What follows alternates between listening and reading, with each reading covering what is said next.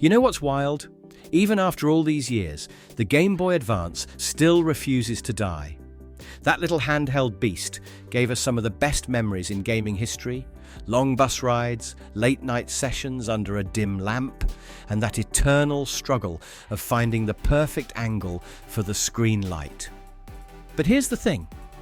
While everyone keeps talking about the same classics like Pokémon, Metroid, and Zelda, there's a whole underground world most people never even heard of. I'm talking about homebrew GBA games, fan-made creations that are absolute masterpieces in disguise. So today, we are going to talk about the 15 most underrated GBA homebrew games you must play right now. Let's get started. Butano Fighter. You know that rush you get from an old-school shoot-'em-ups like Gradius or R-Type? Butano Fighter nails that feeling, but on a GBA. Built using the Butano engine, this homebrew space shooter pushes the handheld's limits with silky smooth scrolling and near console-quality effects. You pilot a sleek fighter through intense side-scrolling levels, blasting through enemy waves, dodging bullets, and snagging weapon upgrades that feel super responsive thanks to spot-on control tuning. Every stage layout feels handcrafted to test reflexes and timing, and the soundtrack just goes hard, crisp, punchy, full of that arcade-at-home vibe. What makes it special is its technical polish. It's not just another fan-made shooter. It's proof that with the right engine, the GBA can still deliver pulse-pounding experiences that feel brand new. Anguna, Warriors of Virtue. So Anguna feels like opening a lost cartridge from 1993. A full-blown action RPG running beautifully on GBA hardware. You play as a warrior exploring dungeons, battling monsters, solving puzzles, and collecting gear across a fantasy world. There's real progression here. You get new items that help unlock areas Metroid style, and bosses that actually make you think about attack timing. The combat's simple but satisfying. The map design encourages exploration, and the 16-bit art style screams classic SNES Zelda. Surprisingly, it even features an experience system, a mini-map, and cool weapon options like bows and bear traps. For a homebrew title made by a single developer, it's ridiculously polished. It captures that adventurous, slightly mysterious vibe we all loved in early handheld RPGs, the kind that kept you glued to the screen long past bedtime. Waimanu Grinding Blocks Adventure. Alright, this one is an unexpected treasure. Waimanu Grinding Blocks Adventure mixes puzzle strategy and arcade reflexes into one quirky package. You are a penguin named Waimanu who tries to crush enemies by sliding ice blocks across compact levels. It sounds simple, but the game adds timing, chain reactions, and spatial planning to the mix, something kind of like a mashup between Sokoban and Bomberman. Each stage introduces new gimmicks like moving hazards and breakable tiles, forcing you to think fast while managing space. The pixel charm is undeniable, with clean visuals and punchy sound effects that totally fit the icy theme. What makes it shine is how rewarding it feels to pull off perfect combos in tight spaces. For a homebrew, it's incredibly polished, no fluff, no grind, just tight, instantly fun gameplay. Custodian. To be honest, Custodian is one of those games that looks like it shouldn't even run on a GBA. It's a dark sci-fi side-scroller that blends exploration and action with bits of Metroid-style backtracking. You play the last survivor of a defense unit, fighting alien corruption spreading through broken machinery and shadowy ruins. The atmosphere is heavy, with moody lighting effects, armored enemies, and environmental storytelling purely through visuals. Shooting and jumping feel finely tuned, with energy weapons and power-ups adding depth without clutter.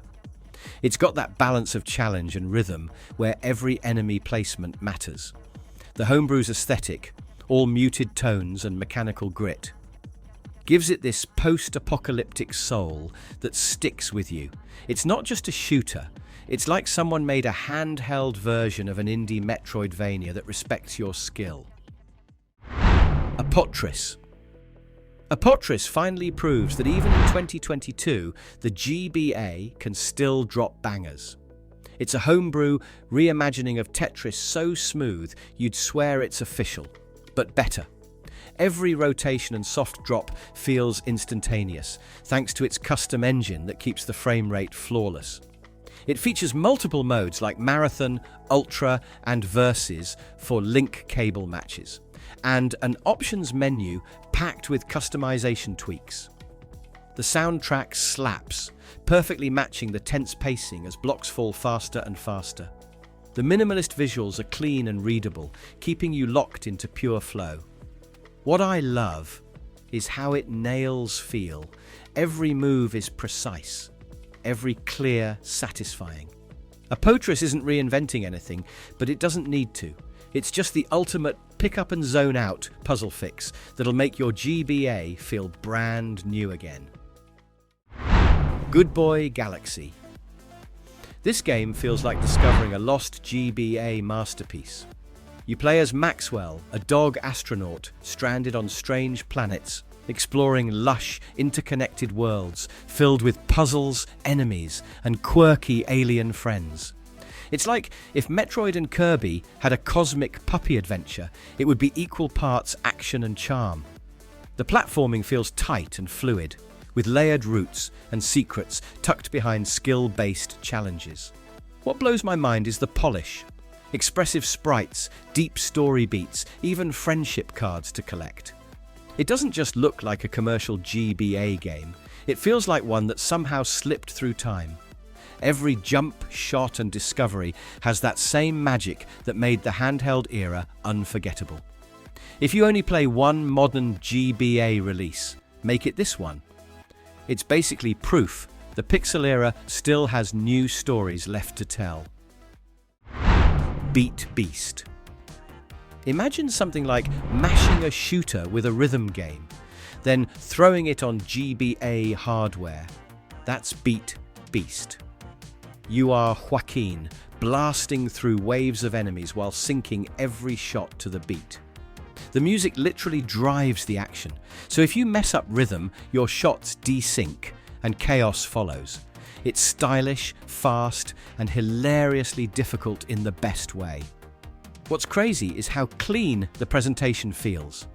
That 3D title screen looks wild for a handheld, and the soundtrack absolutely slaps. The Butano engine powers it all smoothly, giving the whole experience a modern indie vibe, but built with classic love and precision. It only lasts about 15 minutes per run, but every track feels like a boss fight, powered by bass drops. For a jam game, BeatBeast feels almost experimental, proving rhythm shooters and the GBA are a match made in pixel heaven. Aereven Advance. Now here comes a proper adventure. Aereven Advance brings back those save the world, one dungeon at a time vibes we grew up on. You play as Lloyd, a young hero searching for his parents across islands cursed by magic, solving puzzles, battling monsters, and exploring forests, caves, and villages along the way. It's top-down like Zelda, but with a moodier tone and tighter story-driven pacing. The controls are buttery smooth, the art is clean, and the soundtrack hits that classic GBA adventure note, emotional without being overbearing. What's cool is it's a full standalone sequel to an older indie, yet it's totally self-contained. There are dungeons, boss fights, secret endings, and multiple side areas to dig through.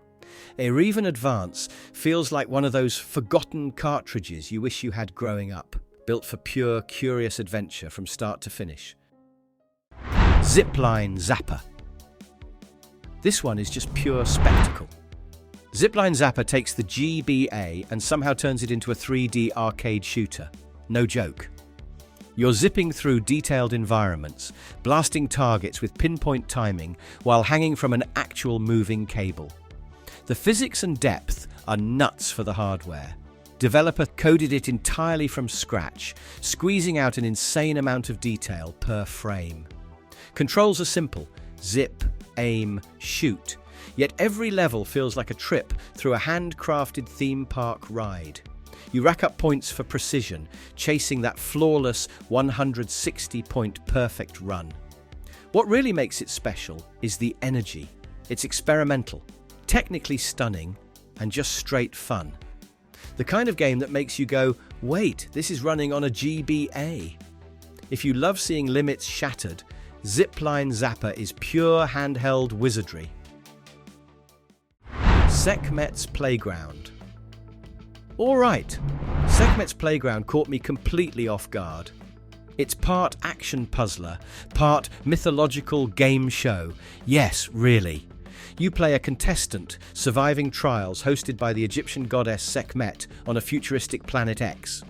Each stage plays like a deadly variety show, full of traps, enemies, and quick reflex challenges, where you're basically fighting for the crowd's approval and your life at the same time. The presentation is gorgeous. Ancient temples collide with sci-fi lighting, and the soundtrack pumps with that adrenaline-pumping arena energy. Every victory feels earned because the difficulty ramps fast, rewarding quick thinking and perfect timing. It's got that style, personality, and a sense of humour that totally sets it apart from every other GBA Homebrew I've ever seen. Wild, vibrant, and unforgettable. Sekhmet's Playground turns myths into adrenaline.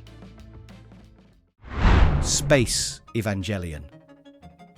Not gonna lie, Space Evangelion made me double take. It's a straight-up space shooter where you play as an angel battling twisted cosmic creatures, and it somehow nails that blend of biblical weirdness and old-school bullet hell vibes. You get 3 epic stages packed with enemies and 2 bosses each, all firing pixel chaos across the screen. The coolest move is that you can slow down time using L or R to weave through insane projectile patterns, almost like a mini Bayonetta, but 2D and retro. The shooting feels tight, the energy burst system adds a layer of risk, and the music slaps hard enough to keep you in the zone. There's something so unapologetically wild about it, like those weird late-night flash games turned cult classics. Space Evangelion doesn't just play well, it feels like an intergalactic fever dream built for hardcore arcade fans. Discrete Orange. So this game is pure brain fuel. Discrete Orange literally flips your idea of platformers upside down. You control a cute little orange rolling around a candy-coloured world where nothing moves unless you do. Every hop, slide or step triggers the world to react. Enemies shift, blocks fall, traps activate, turning every move into a puzzle. It's like if Celeste went turn-based, or if WarioWare and chess had a baby. The art is clean and vibrant, powered by the Butano engine, and the movement has this satisfying rhythm once you get its logic. It's small-scale, thoughtful, and full of personality. Sometimes you'll stare at a screen for a whole minute, deciding one precise jump, and when you finally nail it, you feel like a genius. It's one of the smartest homebrews on the GBA, full stop. Healz might be my favourite twist on the RPG formula yet. Instead of being the sword-swinging hero, you're the healer trying to keep your party alive through chaotic dungeon battles. Every turn's a balancing act. Cure too soon, and you waste mana. Wait too long, and your whole team crumbles. It sounds stressful, but that's what makes it thrilling. The retro pixel art pops. Animations feel expressive, and it's full of cheeky dialogue that pokes fun at typical RPG tropes. There's a quiet satisfaction in clutching victory when your cooldown timer hits right at 1 HP left. What's great is it manages to make support gameplay, usually overlooked, feel heroic. It's like if Final Fantasy's White Mage finally got their own spin-off, a brilliant little experiment that's both strategic and emotionally rewarding. Detective Monroe Murder at Sea. Suppose you're Detective Alex Monroe, trapped on a cruise ship where someone's been murdered and everyone's hiding something. It's classic noir wrapped in a sunny postcard setting. This point-and-click adventure makes you think, really think, searching cabins, piecing clues together, interrogating suspects who all feel suspiciously off.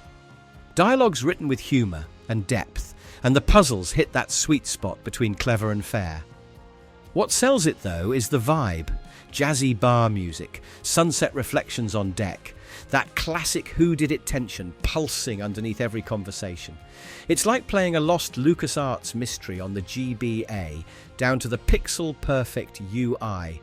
Short, witty, and strangely relaxing for a murder case, this one's proof the homebrew scene knows how to tell a story worth solving.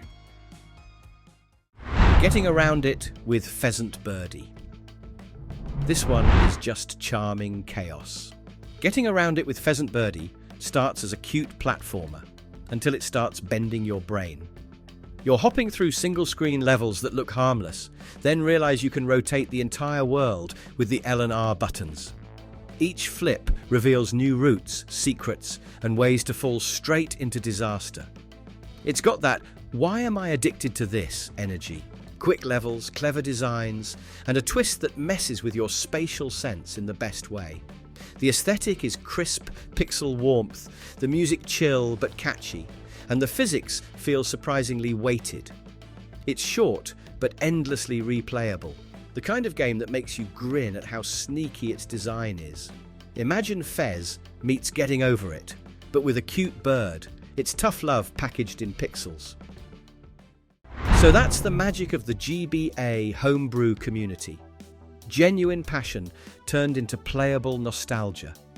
These developers don't have big studios or fancy budgets, just a deep love for the system and the craft.